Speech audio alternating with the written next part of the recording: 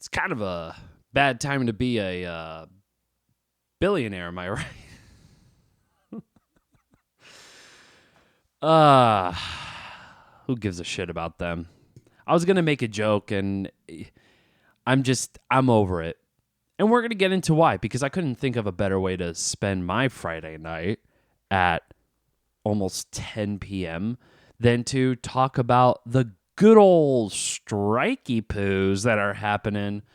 Uh-oh. It's all over the place, ladies and gentlemen.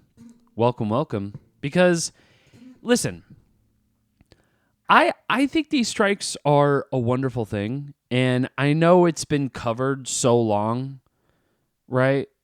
You know, it's just like it's almost like as if there's strikes happening all the time. Because that was the one thing that I saw on the good old twit of Twitter, and I saw like a lot of people's disdain for like strikes, which is so interesting to me because I don't understand why. You know what I mean? It's like it's also for you too. You know what I mean? It's like whatever unionized job. I mean, not like every single company is unionized, but the places that are unionized, you are grateful for them because they they make sure you get paid. They make sure you get insurance. They make sure you get all sorts of benefits and whatnot, and earn vacation time, sick time, medication that you need. You know, it's just like it's mind blowing to see so many people's disdain for all this, and we're gonna get into more of that as well as what the strike actually means, right? For and why they are doing this. So to start it off, why is this happening? It's usually for always the same thing. This is for residuals. To just get paid fairly, like what the WGA is doing. With a few addendums, of course, but addendums with a few things on top of that, few details, key details, and SAG is basically looking for the same shit, except I don't know how true it is. It might be true, but there's been discussion of like subtle threats of AI to replace like background actors with AI, so they won't have to. Well, they pay them once, right, for that time, and then those actors don't have to come back, basically, which I hope that's not true, but if it is, what a stupid decision to make. I feel like that's such a dumb decision to do. To manually, like, edit people's faces out, that takes time and deep fake and the AI thing and whatever the fuck. Like, I mean, sure, yeah, it's one person behind a computer, but is it though? I don't know. AI is great and all, but is it fucking phenomenal? I don't know. Like, I think some ordinary gamers, Mudahar, kind of put AI, like, in my opinion, the best way that I can say, and that is that, like, AI is just like data collection. That's just what it is. AI is just only like ChatGPT, for an instance, right? ChatGPT, like, can give you like, concise, bite-sized like information and pieces of that. But I mean, again, that's scraping the entire internet, right? The worldwide fucking web, dude. Okay. And it's a lot of information, but there's also so much happening as well that is like, just giving more information and just pumping it more and more as we are on the internet more and more, And I don't know. It's just like that threat of AI technology to replace like people's like faces, background actors' faces and stuff, just feels like a roundabout way of just not paying actors. You know, that's like you're putting in too much effort to not pay your actors. In my opinion, I think like I don't know. I'm probably wrong. I'm probably wrong, but it feels such an ass backwards. I feel like it'd be so much easier. I guess maybe not, right? I mean, to cast all background and all that shit, but like you still have to use background anyway. It's not like what are they going to AI CGI magic somehow all of the background actors like full body in the background because you see them walk by, either it's like a full profile or you just see like the chest up to the head, any of that shit. So you mean to tell me like they're just going to replace all that with CGI? Just all that's going to be CGI. Doesn't make a lot of sense, right? And also it feels like it'll take you out of the movie if that is the case, right? Because I don't know if that would be cheaper other than just hiring 10 or so actors, right? And my favorite part on being on a set sometimes is that you are pulled from your work. If you ain't doing shit, you're just going to be background for that scene. I've been background a couple of times. That shit's fun. I've been just on my phone and shit, Like, just look busy. It's like, all right. It's easy. That's it. Minimal direction, you're done. You get lunch. It's great. That's why I don't understand why the threat of AI is like the thing that these billionaire like studio owners are just like, oh, you see, this is what's gonna happen. If you don't come to a deal with us, okay. I don't know. I think that's there's so much benefit to a strike that it shocks me that not more people have joined this, right? This is sort of a turning point in film history in a way, right? Because right now, the last time a strike like this happened simultaneously was in 1960 when the WGA and the SAG-AFTRA, which is the Actors Guild, have come together. WGA, the Writers Guild. So they both came together last time in 1960. 1960. So a lot of shit has changed. I mean, if you really want to think how long ago that was, Ronald Reagan was the president of of SAG-AFTRA at that time. Just to push into, but way before presidency.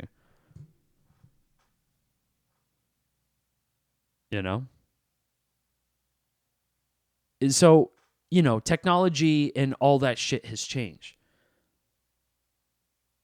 Between digital and how we record audio and, 3D printing and set modeling and everything, and now there's the volume. There's like a surrounded like LCD screens that project where you are on the set in a studio. It's crazy shit, right? And it's cool. Like I do dig it. I do like the richness of a real location, but of course, like you only have so much money and so much time. It's not like you're gonna build giant fucking sets like in Mando, So I understand. And it's a TV show, right? So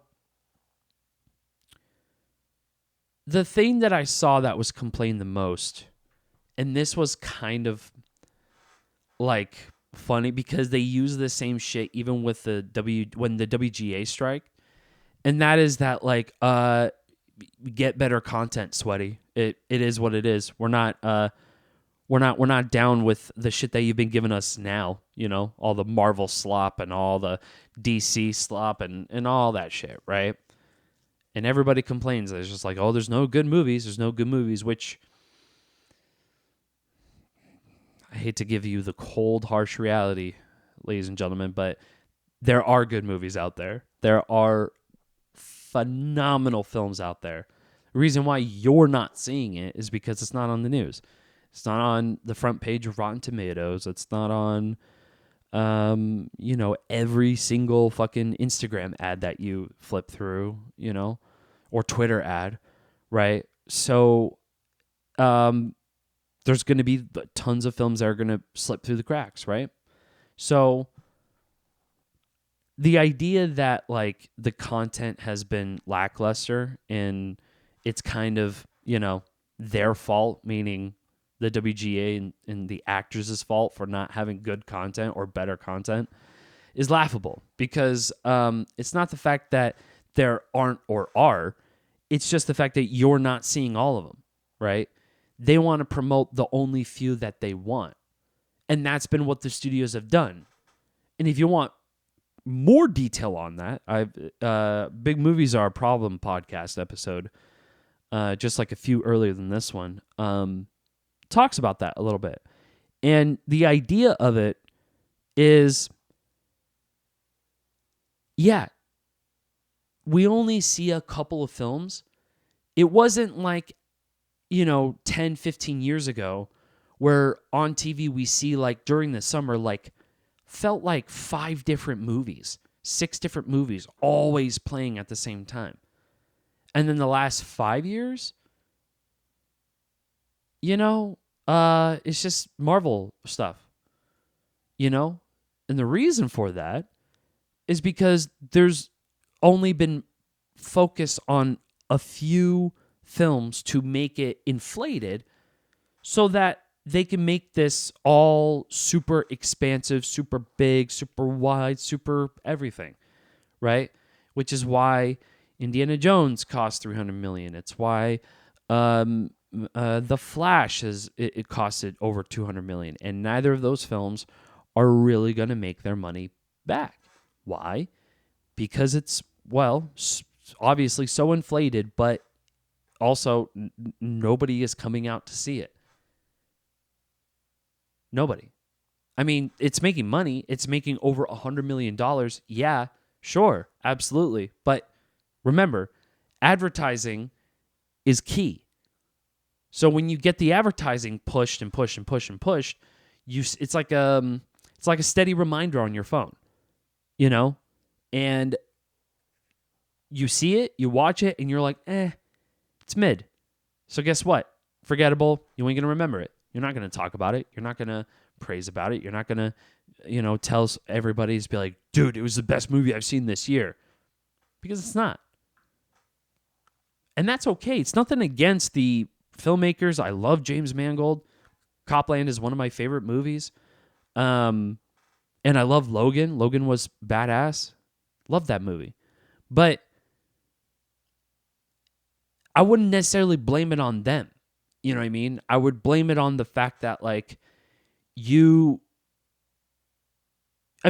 like the creative bit, yeah, there's got to be a give or a take, right? There's some accountability, but I feel like those major accountabilities rest on the shoulders of the people who approve of their budgets, the stockholders, the people who, run the cash flow, if you will.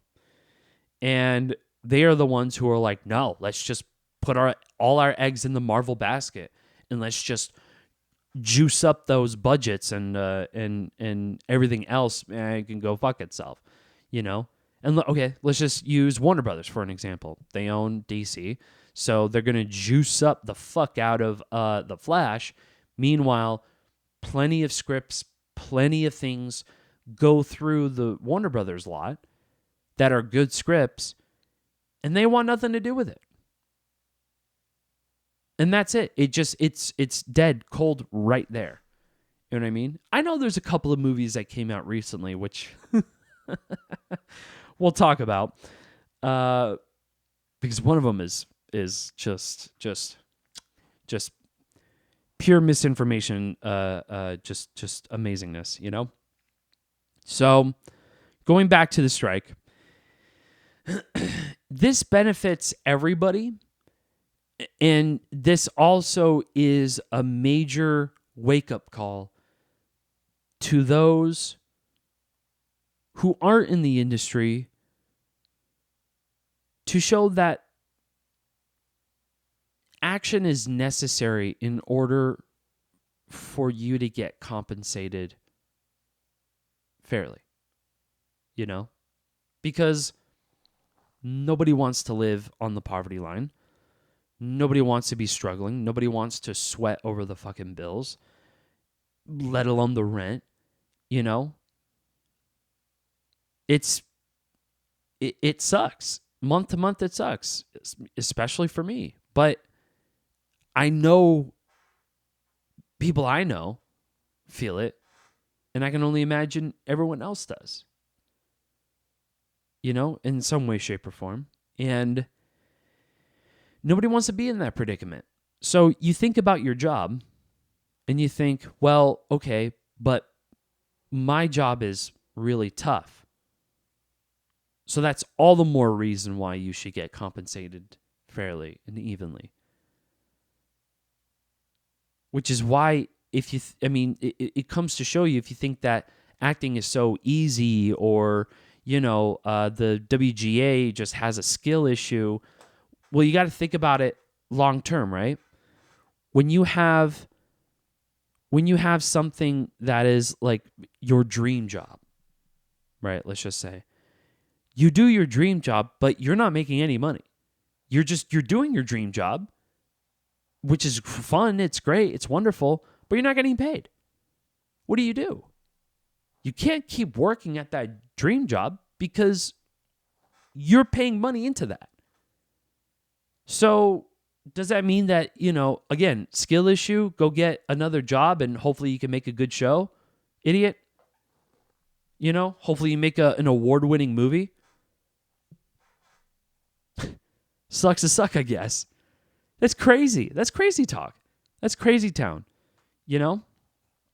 Because regardless of how, whatever the show is or whatever the movie are, or even if you're not a fan of movies, which if you're not a fan of movies, you know, God bless you, take care. Holy shit. You know, I wonder what your life is like. That's crazy. But, you know, I think that, like, this is a great opportunity for people to see and understand that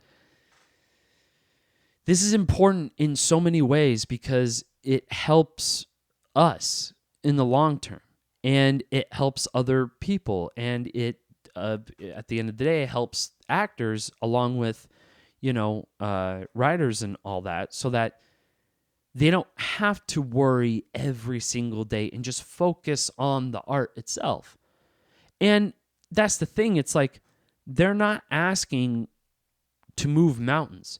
They just want to be able to pay rent and pay for the bills and pay within their means, you know? Because I feel like a lot of people, most people can pay within their means, but it's hard because you see actors in the fucking Met Gala and they're wearing like fucking thousands and thousands of dollars on their fucking body. It's like, yeah, it's hard to defend the actors when you see that shit, but you can't think of it in just that one way, because you got to understand, just like the WGA, there's thousands of these motherfuckers. There's thousands of these people.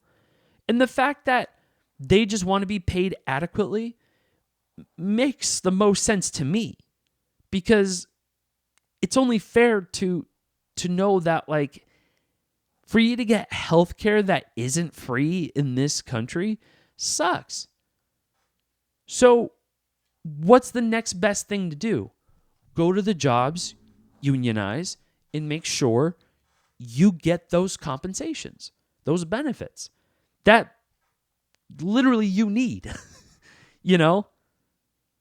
That I don't know. But, you know, I think a majority of people understand that this is important.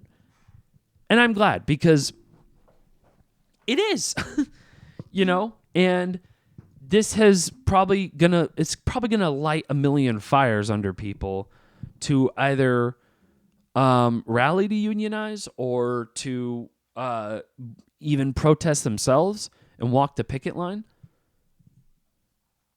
It's a big deal, and I think more people should be aware of this and understand that this affects everybody. Because all productions is halted. You know, Deadpool is halted. I'm talking about that a couple days ago. I was stoked. The X-Men's back, baby. Wolverine, 90s Wolverine with Hugh Jackman back. Not anymore. It's done. Strikes happen. You can't cross that picket line. You're out of your mind.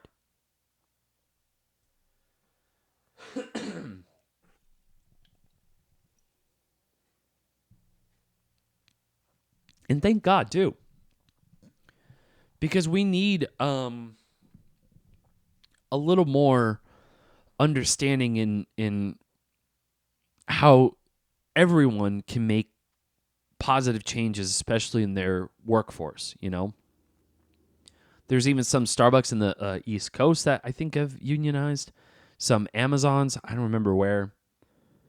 But yeah, there's some unionization everywhere, you know? But there's got to be more.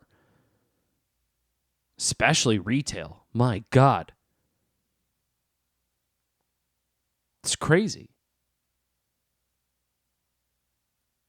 I would have enjoyed a union when I was working retail. That shit, can you imagine? Oh my God. Can you imagine being entitled to your sick leave or your vacation time without getting penalized from your boss for even considering the idea of taking time off? I've been talked down to for any time I use my vacation themes It's my vacation time. It's your vacation time. That's your fucking right. But there's some people who feel like profit at all costs, you know, and those same people just want to watch the world burn.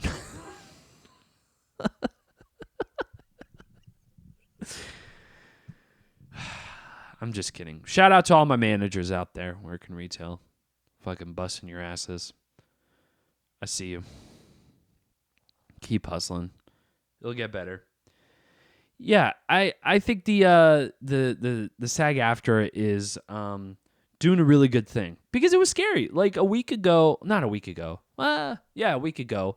It seemed like, I mean, they were in negotiations to set up for a strike, but it was still like, I mean, there was a letter by Fran Drescher, I think that's her name, president, current president of the Actors Union, SAG-AFTRA, and just completely like it kind of, you know, I don't want to. I mean, just didn't take the situation seriously enough where she did take it seriously, especially yesterday when she called it, you know.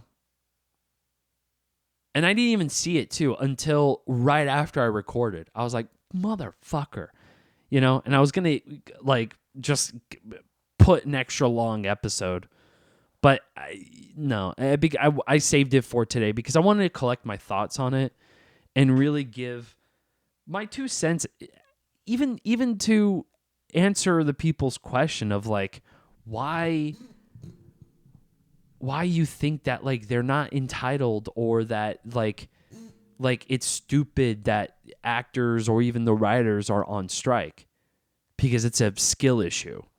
You know, I mean, not only that's fucked up and mean to say, but like also too, remember when I said that, you know, AI is just information collecting? That's not to say that it can't not make scripts, right? Of course AI can make scripts. Of course they can do that. Now here's the rub. It only takes the information for what it knows. Therefore, it has no creative dimensions outside of that other than just knowing that specific piece of information. So if you want a Marvel Scorsese film, it's only going to take examples of Marvel films and Scorsese films, and then it's going to put them all together, and then, there you go. Is it going to be a good movie? You don't know that. Well, that's why there's going to be somebody who edits it and then makes it good, and then it'll be a Scorsese-esque Marvel film. I don't think that's how it works. Because, I hate to break it to you, but I think the only person that can make Martin Scorsese films is probably going to be Mel Gibson. No, it's going to be Martin Scorsese. What are you talking about? Of course it's going to be Martin Scorsese. You know what I mean? Like, nobody is going to have an edge of their art, not even a computer. I'm sorry. It's not going to happen. It won't happen. I know we've seen the AI art of Wes Anderson version of Avengers and shit like that. There's no way Wes Anderson's going to make it like a steampunk thing. Also, never in a million years Wes Anderson's going to make a fucking Marvel film. That would be crazy. That would be sick. But too bad that Marvel can't even have that broad of an imagination to give it to, like, really great filmmakers that can make something special. Because if you're a comic book fan, you know that every single run of any superhero that you love is super different. Like Spider-Man. Ultimate Spider-Man is very different than, Miles Morales or, Spider-Man 2099 or any of those comic runs. They're just super fucking different. They're so different. Yeah, it's Spider-Man, but it's very fucking different, right? So it's just almost like a no-brainer to give it to, filmmakers and whatnot. Chris Nolan fucking took that and ran with it. You know what I mean? And some argued that, like, that's what put Chris Nolan on the map. I don't think so. I think Memento really put him on the map, because Memento, he kind of just, like, turned storytelling upside down, Whereas, like, you've definitely seen examples of how movies are from Memento, but it's really the other way around. It's movies took Memento as the inspiration. Memento was the one that was able to tell a story sort of backwards, in a way, Well, I mean, it is telling a story backwards. But yeah, I mean, these strikes, it's going to be. Hopefully, it will come to a natural conclusion that gives benefit to both parties, right? To the actors and to the writers and whatnot. But I don't know how long it's going to take. It's going to take as long as it fucking takes, man. What does that mean for future shit? I don't know. I really don't know. But what I do know, to all those people who said that there isn't any good content out there, well, now is your time to go back and watch that said content. You lazy bastards. There's great shit out there. Well, have you watched anything? Not in the last couple days, but I do all the time. I just haven't watched anything the last couple days because, shit, I'm busy, dude. And then when I'm not busy, I'm exhausted and I can barely keep my head up and shit, So I just have time to just do the podcast for an hour and shoot the shit and then, move on, Not perfect, you guys, okay? I know I want to be a filmmaker, but sometimes I can't watch a movie every day. It's just the reality. It's just the facts of life, Try to, but it's hard, It's hard, especially nowadays that every fucking movie is over 2 hours long, You know, your boy can't handle a 2.5 hour film sometimes. You know, shit's wild. Or a 3 hour film. God damn. You know.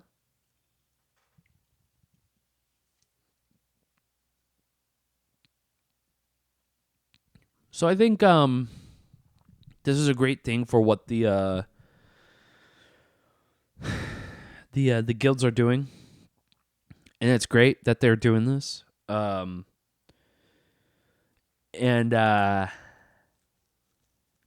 yeah, I don't know what else to say. I mean, yeah, talk about AI and residuals.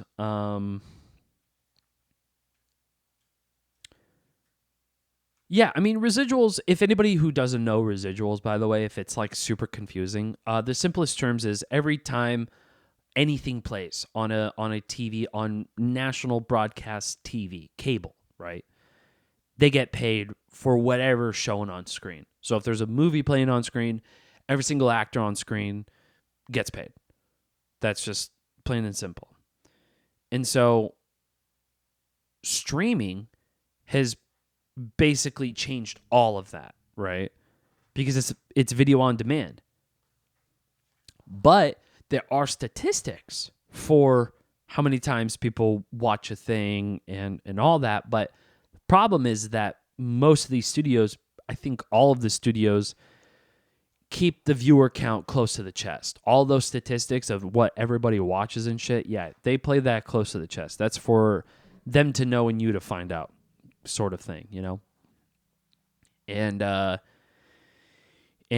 it sucks, but again, it's one of those things where that's what we're asking for. We're asking for just a little more of that so that they can justify, you know, keeping a roof over their head and food in their tummies.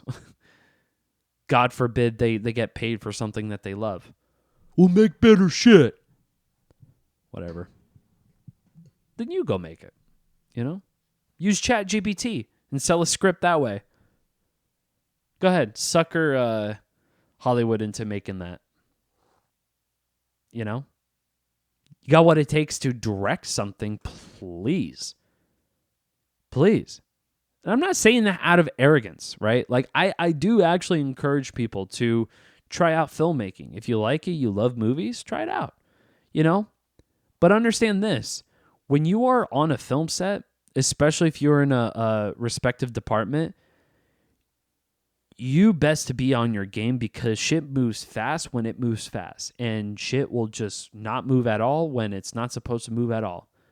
But you best believe once it moves fast, you bust your fucking ass. Even if that means you're waiting 4 hours, 5 hours, all of a sudden, like a fucking, you can hear a pin drop, you are going to move at a lightning speed. You know? Because that's just what the culture is. That's just how it is. You only have so much time during a day, right? You have basically 15 hours in a day. 12 of that is used to shoot. 1 hour of that is for lunch, right? So you would think that's like 12 hours a day. That seems like a lot. It's not. It's 12 hours goes, when you're on the set, just goes by real quick. At least on the crew side. I can only imagine that being an actor and just waiting all day, that shit sucks. And then you got to be on top of it right when you walk on the set. You know? Because people spend hours waiting. You know? And that shit sucks. Especially for backgrounds too. And those are the motherfuckers that the studios don't want to pay.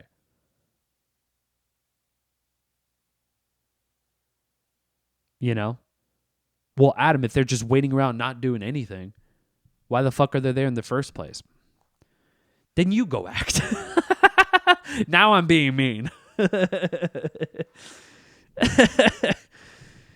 But you know what I mean? It's one of those things where you have to understand actors put in, good actors that I've worked with, men and women, they put in,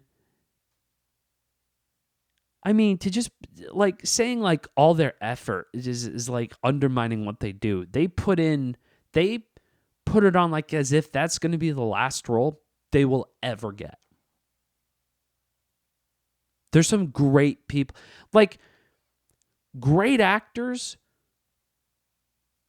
It's going to sound bad, but even great actors who don't deserve to act in a shitty fucking script would still put in all of their fucking effort into it.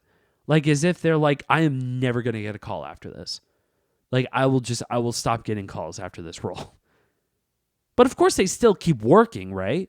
But that's the thing. It's like they just keep going. They just keep doing it. And they're good at the craft. It's insane. Like there's so many people who I worked with who are better than most A-list celebrities. And that's just Austin, Texas. That's crazy. I don't get it. But those celebrities are what sells a movie, baby. You know? You don't get shit without that. But then how did those A-list actors get to that point? Well, by independent films like, you know, places in Austin, Texas, or anywhere else that isn't LA or New York.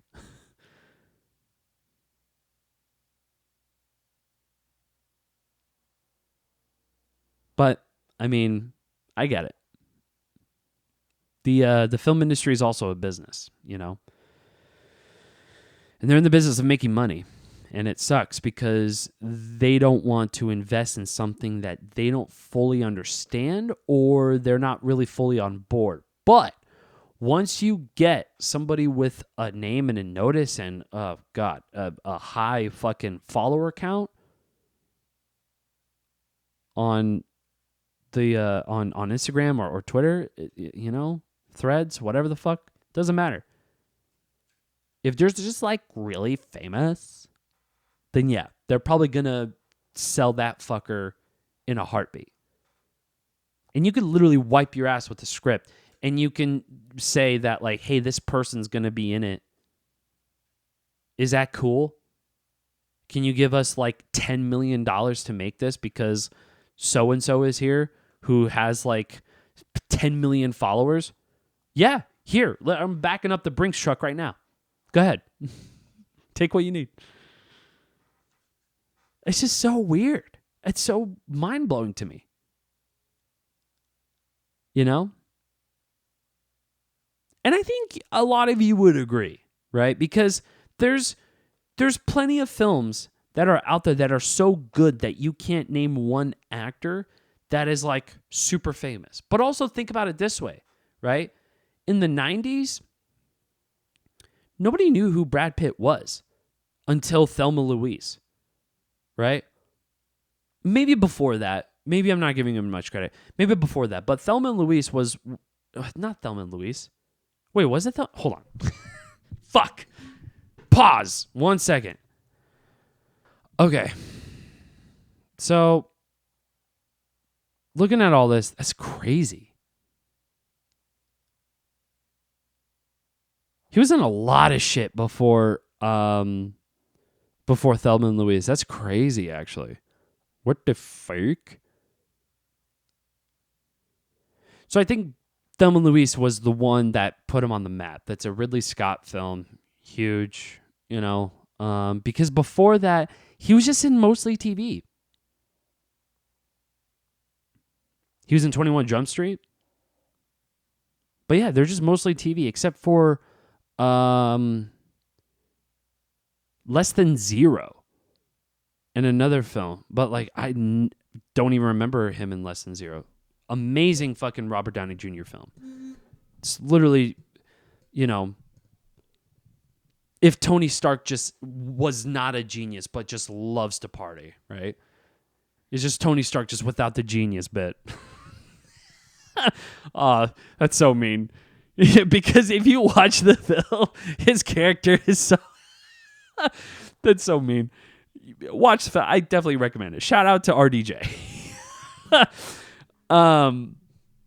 But yeah, I again, like Thelma and Louise, you don't get that without that. You know what I mean? Like, that's just kind of the way it is. So everybody has to start somewhere. And that's my point. It's like, not many people want to really worry about them. That's why I commemorate people like James Gunn to cast somebody who's a young Superman that, of course, isn't Henry Cavill, which sucks because he was a phenomenal, the best Superman for a character that I really don't give a shit about, right? Except for maybe Batman of the entire DC fucking universe. But that motherfucker gave me got me to care about fucking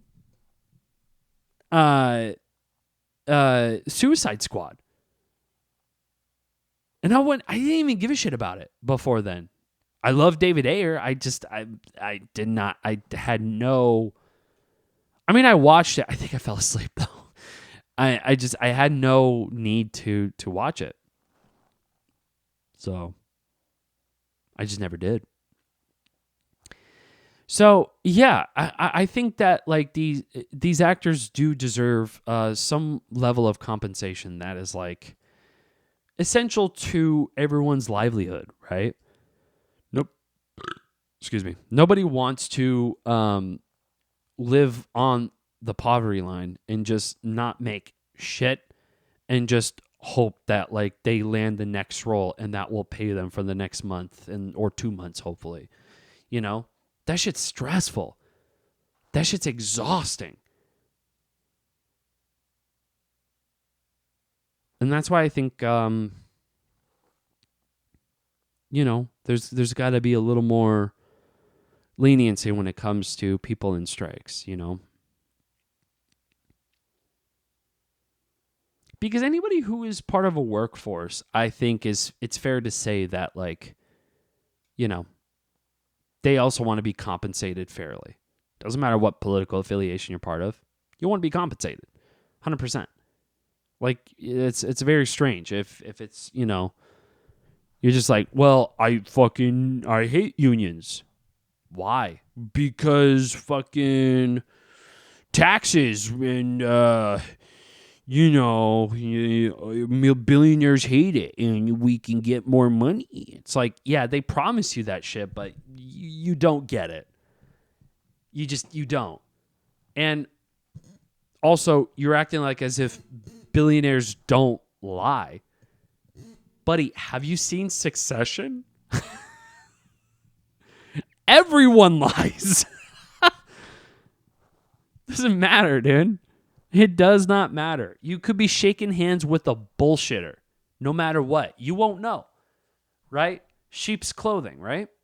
You don't know. You can't read that in a person, and you also can't, investigate a person. You can just only take with what they say with a certain level of objectivity and know that, like, you can only prove their word by the action.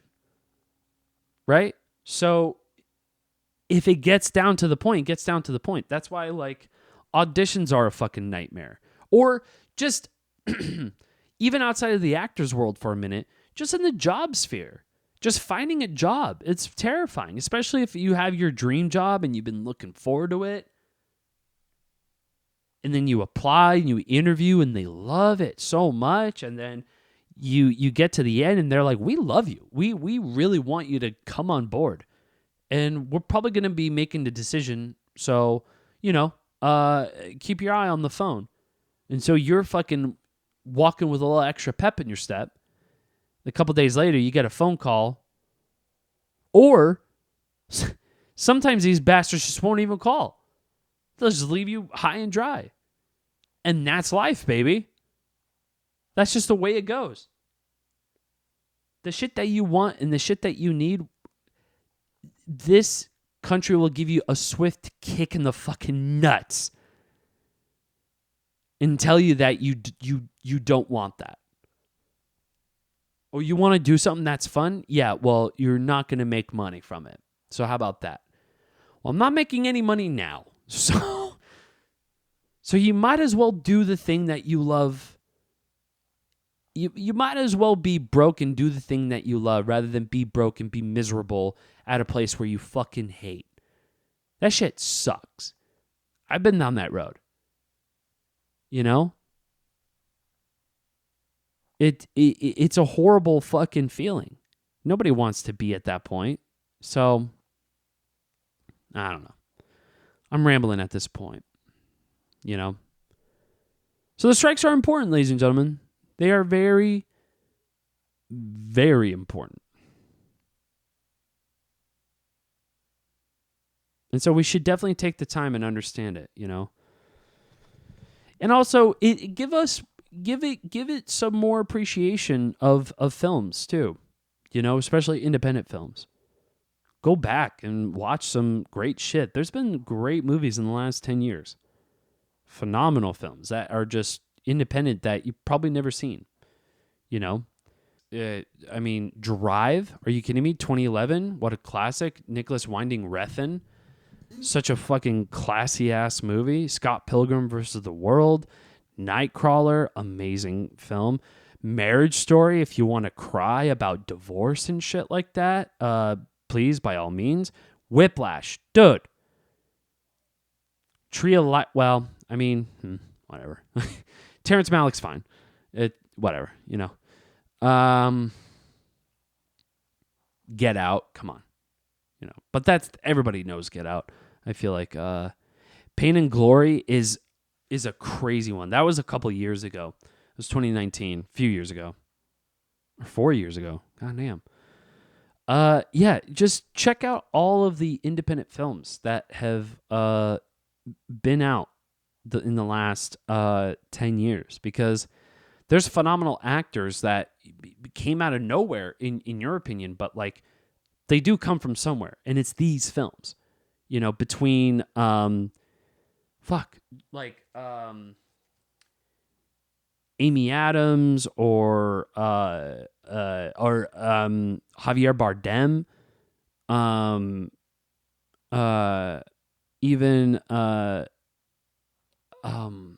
goddamn, it's so hard for me to remember names because I see their faces, but their names, like, that's why I'm fucking horrible with like names and birthdays. I'm the worst. The guy who plays as Andor, goddamn, Diego Luna, you know, like these are phenomenal actors. Ana de Armas too. Yeah, these are phenomenal actors, and they all started from somewhere, right? So in the last 10 years, like just finding where they came from in respects to this last decade, it's a lot. There's a lot of people who have been in so many great fucking movies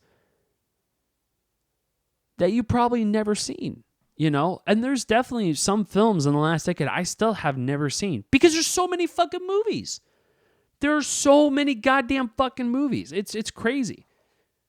But we only see the few. Why? Because that's what they want to promote.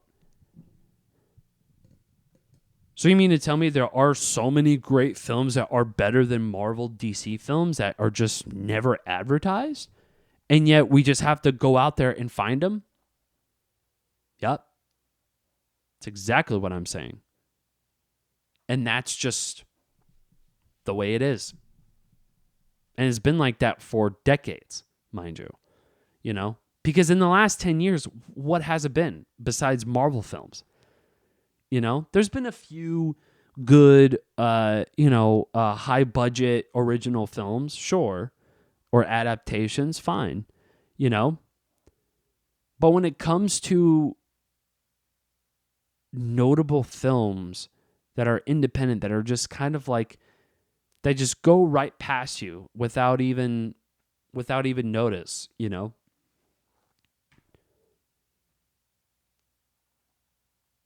It's so much. And they're all so great. And I think these are wonderful, wonderful films, you know? So I recommend going back through the catalog, just in case if you guys are so worried that, oh shit, there's not going to be anything to watch anymore. There is a whole list out there. Promise you, you know? And that's always fun too. I've done that before. I've done that before with oh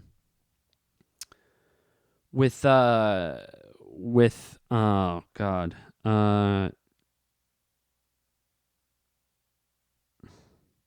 With Tony Soprano. Are you kidding me? Why am I not remember James Gandolfini?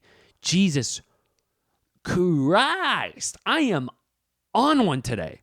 My God. Why is my brain just decide, you know what? No. How about no? How about no? And I'm just sitting here like, all right, but fuck, I need help though. Yeah, well, it's 10:30 at night. What do you want me to do? My brain is betraying me. God damn it. It's just taking a nap. It's not betraying me. It's just taking a nap. It just doesn't want to work right now. So, anyways, yeah, I think there's plenty of independent shit out there to explore in the interim of, you know, probably having a less than stellar couple months of content, you know?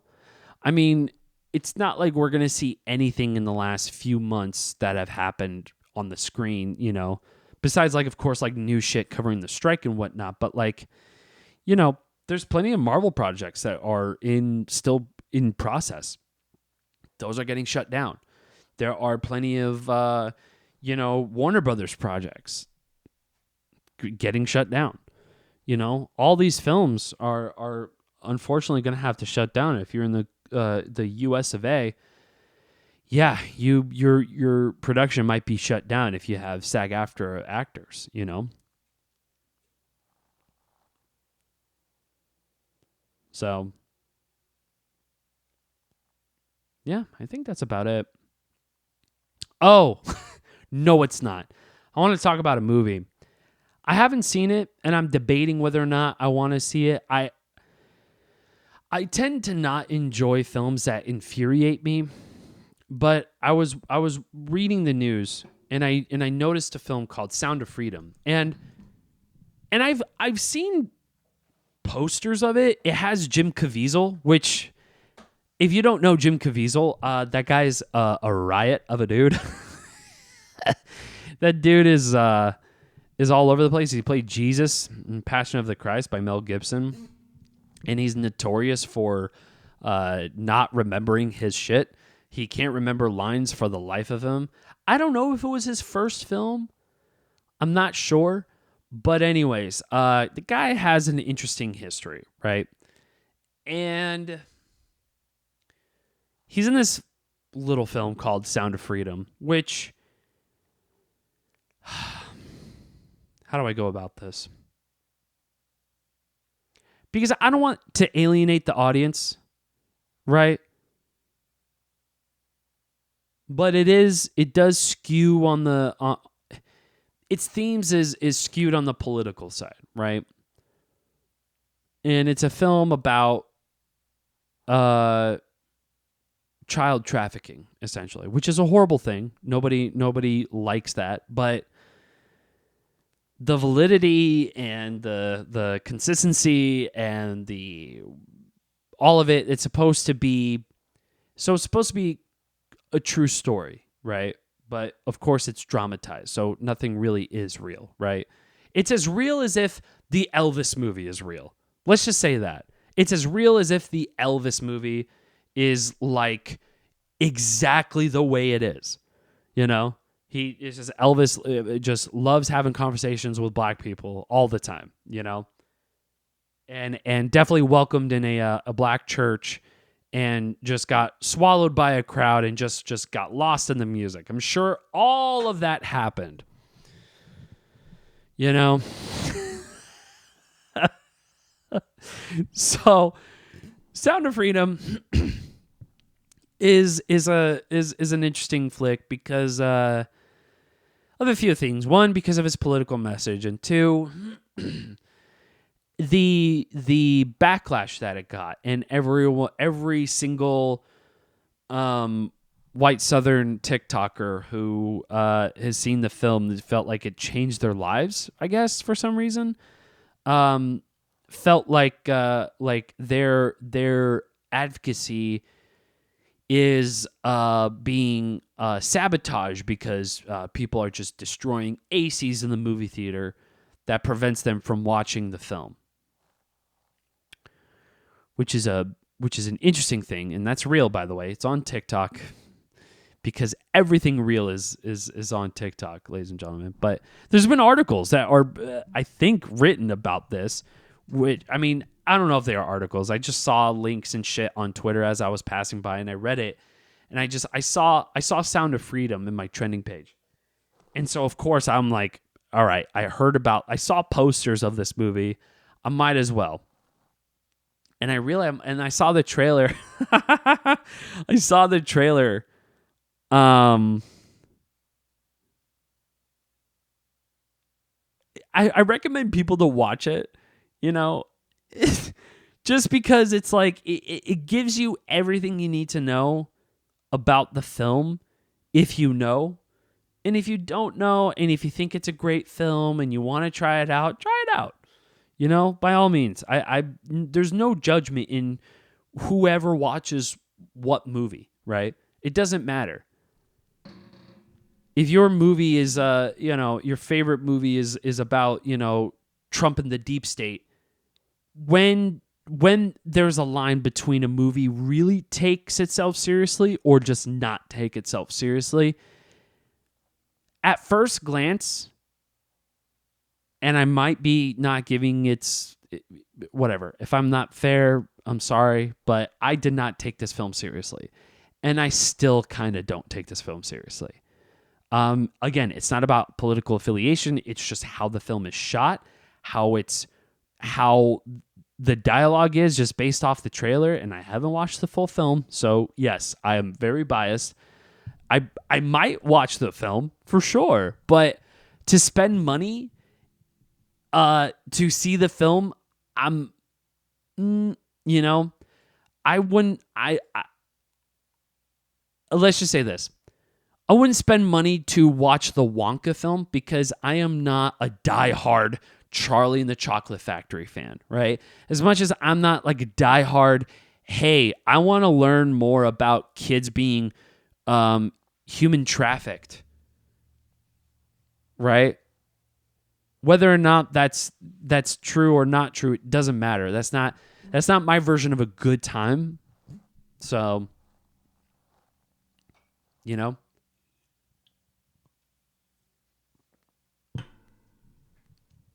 But again, I'm not the one to tell you what's good cinema or bad cinema, It's up to you. It's in the eye of the beholder. Everything is subjective. So if you enjoy the film, that's great. I am happy for you. I just know deep down inside I will not enjoy the film, but it does get me curious. Like Human Centipede curious. You know what I mean? It's like, oh, this is horrible, but I don't know what to expect. And listen, I'll say this. If it shows up on Netflix tomorrow, yeah, I probably will watch it and I'll probably give my 2 cents into it. You know what I mean? And that's fine. Because I'll watch anything. I'll watch absolutely anything. I say that with caution because I definitely saw shit that I didn't want to see, i.e. Come and See, which I do not recommend. That was years ago. And that was like, I don't remember where I saw it, but it was like maybe Time or something. This was like 6-7 years ago since I've seen it. And I think it's called Come and See.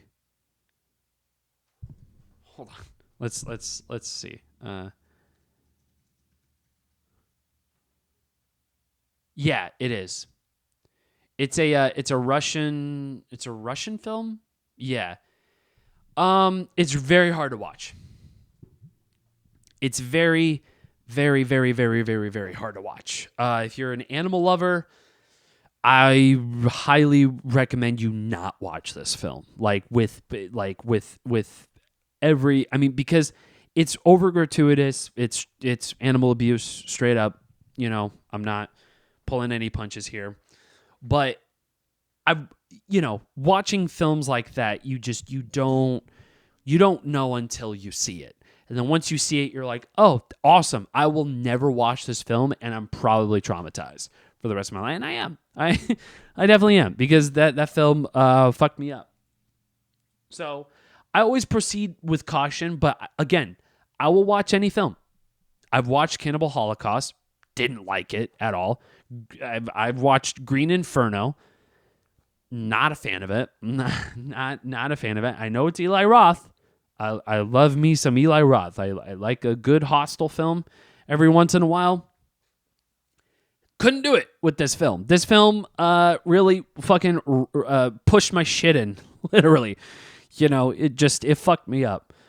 So yeah, I think Sound of Freedom, whatever. I don't know. I don't know much about it other than that it's child trafficking, and it's super QAnon inspired. If I'm wrong, I'm wrong. It's been on articles everywhere. If you don't know QAnon, I'm not going to explain it.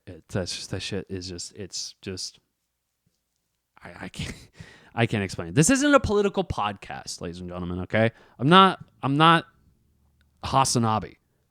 Okay, I can't do that shit. I'm not smart enough.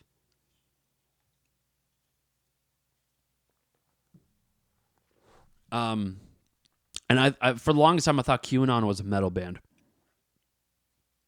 which comes to show how stupid I am, right? So, anyways, that's it. I have to pee. I'm a mess. Okay. So, all right. I'll see you next time, everybody. I'll see you next time, everybody. And please do what you love. Life is short. And if you feel passionate to make a difference in your workforce and be that positive change, hopefully the actor strike and the writer strike has inspired you, as it's inspired me to make changes in my life and know that compensation is everything. And don't shortchange yourself and your hard work. That's it.